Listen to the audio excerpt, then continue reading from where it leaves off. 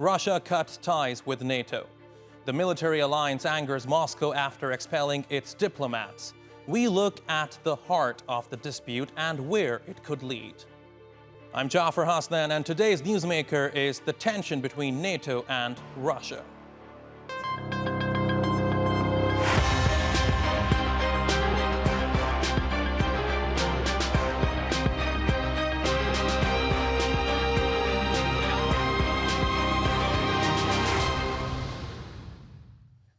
A tense relationship at the best of times, but once again, Russia and NATO have reached new lows. The Kremlin suspended ties, shutting its diplomatic office in the alliance's headquarters after 8 of its diplomats were expelled from the mission in Brussels. And Moscow's Foreign Minister Sergey Lavrov places the blame squarely on NATO. Due to the deliberate steps by NATO, there are almost no proper conditions for the basic diplomatic activities. And in response to NATO's actions, we suspend the activities of our permanent mission to NATO, including the work of our main military representative from probably November the 1st, or maybe a few days after that. The alliance responded with this statement. NATO's policy toward Russia remains consistent. We have strengthened our deterrence and defense in response to Russia's aggressive actions, while at the same time, we remain open to dialogue. For years, we have watched as the NATO-Russia relationship becomes more hostile, but in the past 12 months, tensions have skyrocketed. After the EU slapped sanctions on the president of Belarus for a violent crackdown on pro-democracy protesters, Russia came to Alexander Lukashenko's defense. Minsk and Moscow even held a joint military exercise close to the EU border, forcing NATO to chime in, with Secretary General Jens Stoltenberg demanding Moscow act with more transparency. And then there is Syria. Russia's entry into the war completely changed the direction of the conflict, saving Bashar al-Assad from defeat, and the Kremlin's control in the country poses a serious challenge for the military alliance. And, of course, Afghanistan. After the US and NATO's chaotic withdrawal from the country and the Taliban's swift takeover, Moscow appears ready to step in and play a significant strategic role. No doubt, another worry for NATO. But the relationship between the two was strained well before any of these incidents. Let's take a look.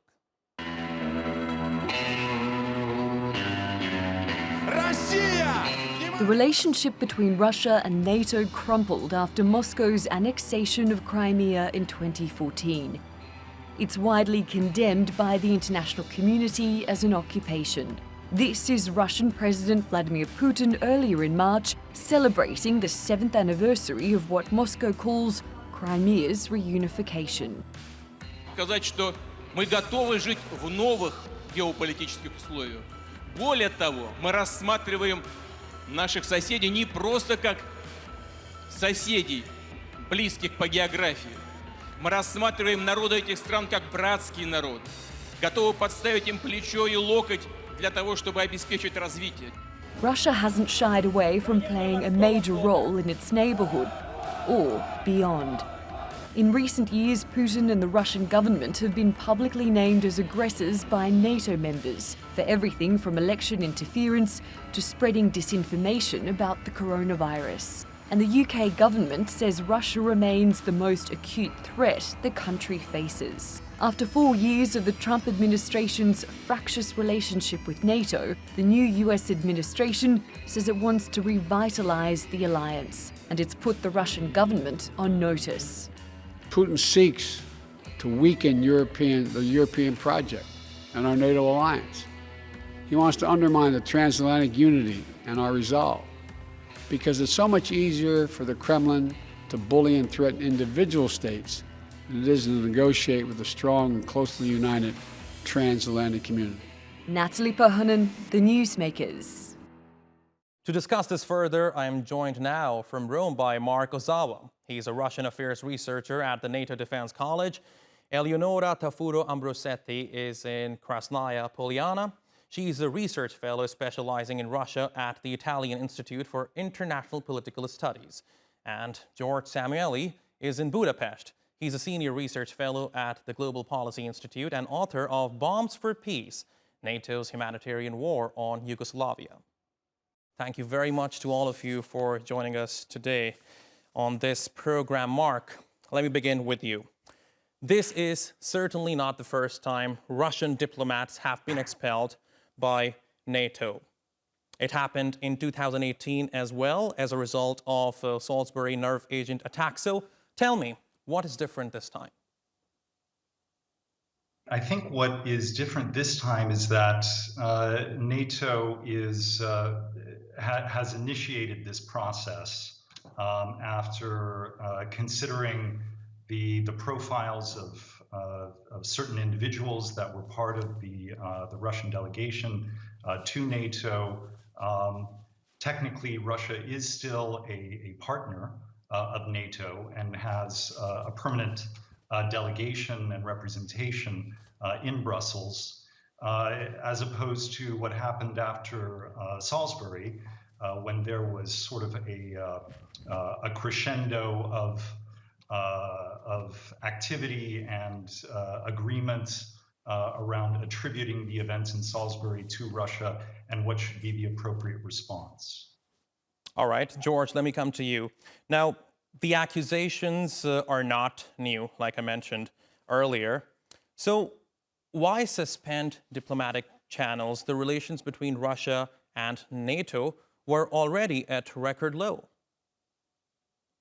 Well, I think what's unusual in this case is that Russia responded asymmetrically. What normally happens with these diplomatic expulsions is there is a tit-for-tat response. So one country expels 5 Russian diplomats, and then the Russians respond by expelling 5 diplomats of that country. What happened in this case is that NATO expelled or removed the accreditation to 8 Russian diplomats accredited to NATO, and Russia did not kick out 8 NATO diplomats from Moscow. Russia just simply said, okay, we're stopping all of our liaison work. We're going to no longer take part in NATO, and NATO liaison. George, if I may interject, Moscow, now that means that Russia does not plan to repair ties with NATO, because certainly by ending all diplomatic channels,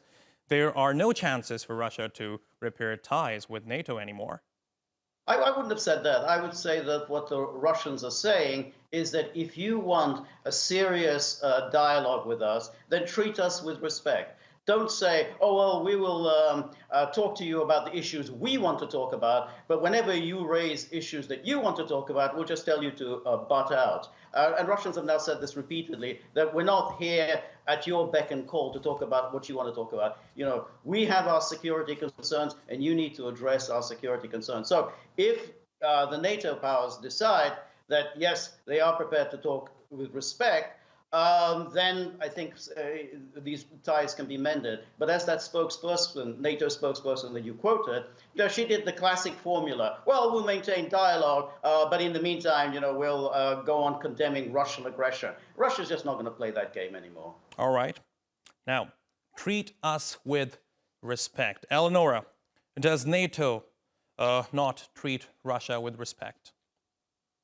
I believe certainly NATO is perceived as an enemy organization by Russia. And I think Russia doesn't feel it can have a valuable discussion and dialogue with NATO. And this is why Moscow went beyond reciprocity, right? We were talking about that tit-for-tat kind of approach that Russia has been adopting throughout the years. Well, it went beyond that simply because I think it believes it's not worth investing in this dialogue, which is not meant to lead anywhere meaningful. So I believe that the only channel for dialogue that remains open will be through the U.S. The bilateral dialogue with Washington And in this sense, this reminds me very much of the situation with the EU.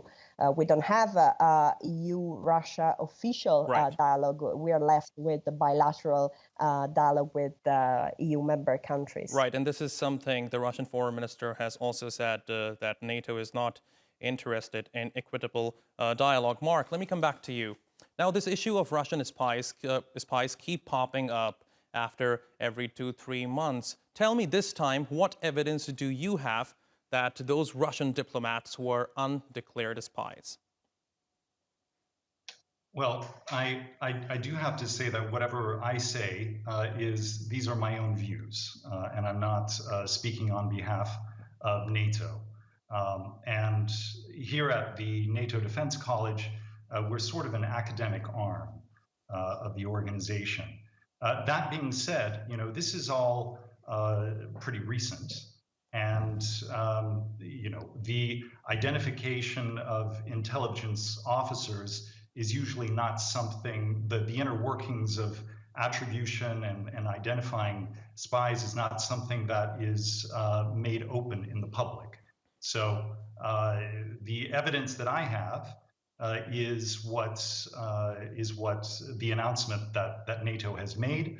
I can say that we shouldn't forget that NATO is an alliance of 30 countries and member states, and all of these. So, Marc, if I may interject, does NATO base its announcements on sound evidences? If so, why don't they share it? My experience in working within the NATO structures for the last few years is that NATO very much bases its decisions and announcements on sound facts and prides itself in being quite transparent.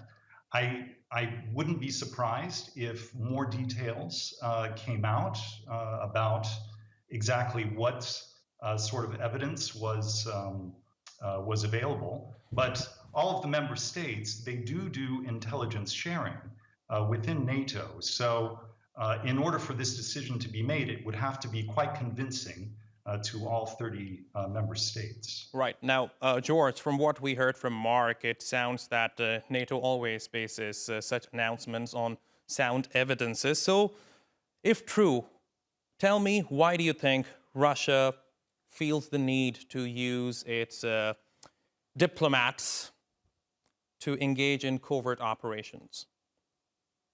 Well, in the first place, all countries use their diplomats for intelligence operations. I mean, we know that, whether it's the United States embassies around the world or certainly, but it's Russia which makes headlines all the time.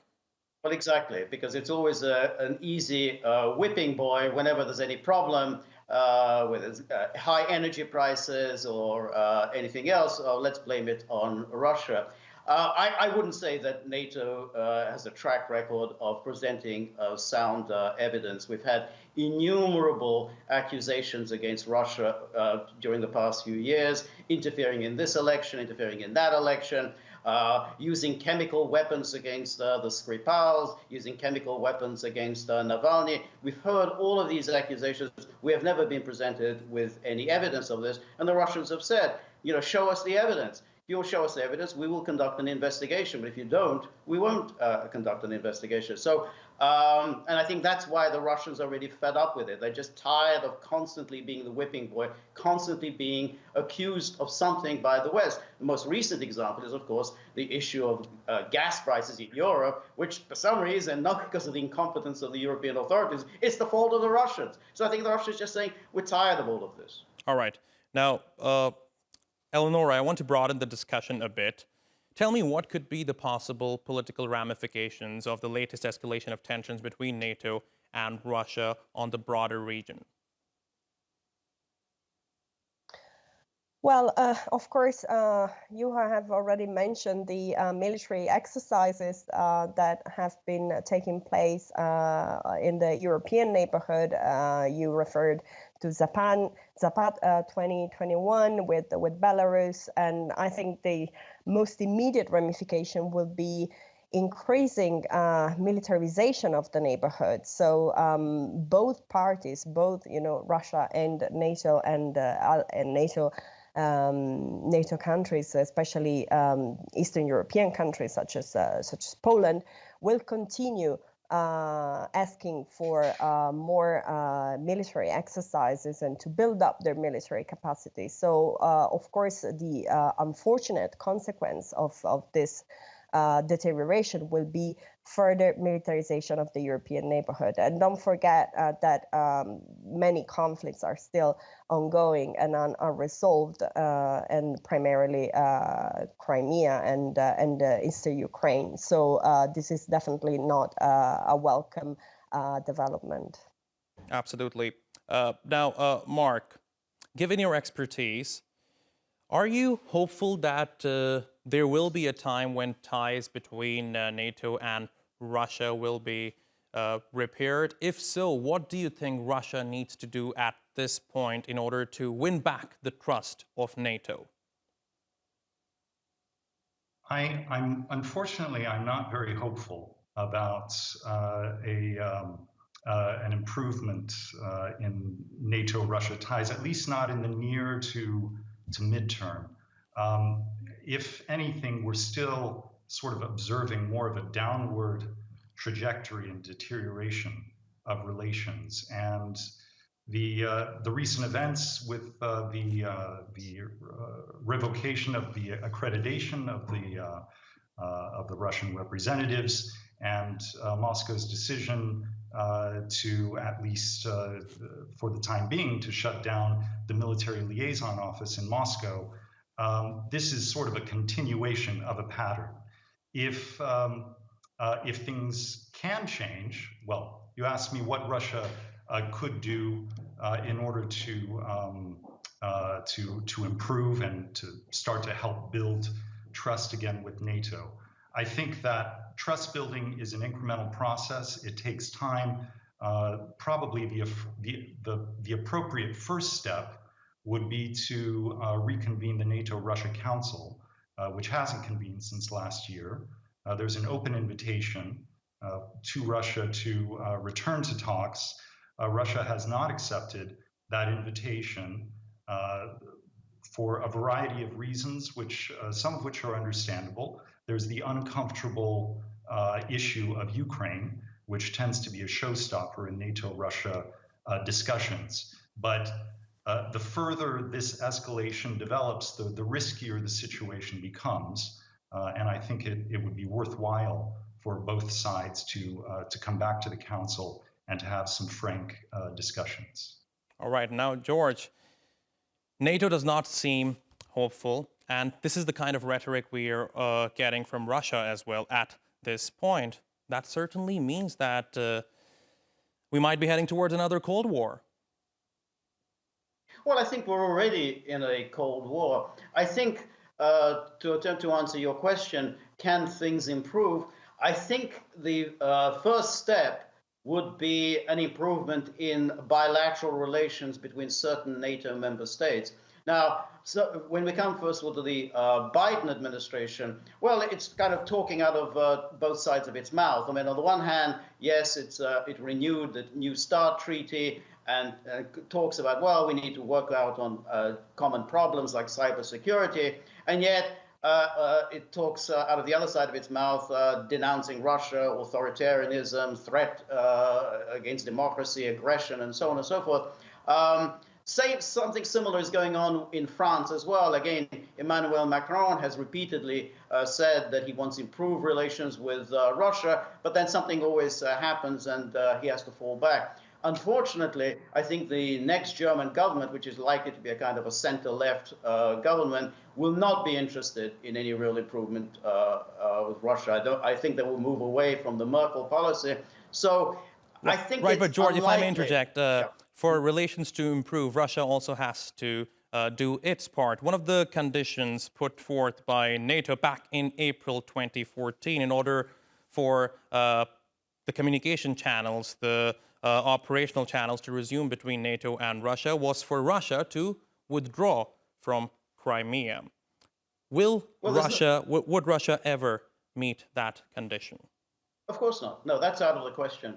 that issue, as far as Russia is concerned, is settled once and for all. If NATO wants to waste oxygen bringing up Crimea, then it's just simply a foolish exercise. Same with the war in the southeast of Ukraine. Russia has repeatedly stated that this is not a conflict in which Russia is a participant. This is an issue that has to be resolved between Kiev and the Donbass. And primarily because Kiev has to change its constitution and give the Donbass a special status. It said, and that's been Russia's position, and NATO to continue to insist that this is some sort of a war going on between Russia and Ukraine, again, is a waste of time. So again, if NATO wants to improve relations with Russia, it has to address issues that Russia is concerned with, and not waste its time on matters that, as far as the Russians are concerned, is just settled. Okay. Now, Eleonora, let me come to you. As we speak, Defense Secretary of the United States, General Austin, is in Ukraine at the moment.